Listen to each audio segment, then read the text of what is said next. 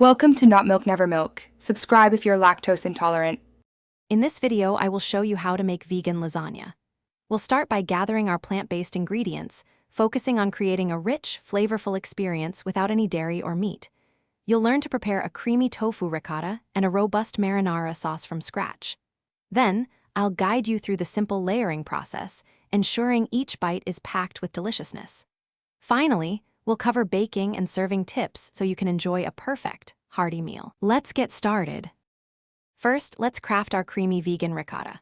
You'll need 1 block of firm tofu, pressed, combined with 2 tablespoons of nutritional yeast, 1 tablespoon of lemon juice, and a pinch of salt and pepper.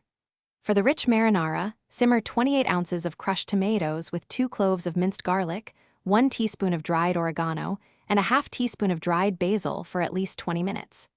This ensures a deep flavor and a thick consistency, crucial for a non-watery lasagna.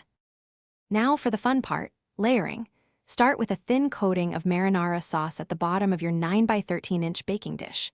Next, place a layer of oven-ready lasagna noodles, followed by generous dollops of your creamy tofu ricotta.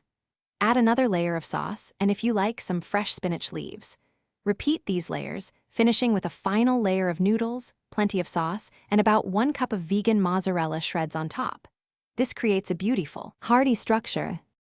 To bake your masterpiece, cover the dish tightly with foil and bake in a 375-degree Fahrenheit oven for 30 minutes. Then, remove the foil and continue baking for another 15 to 20 minutes, or until the top is golden and bubbly. This allows the flavors to meld beautifully.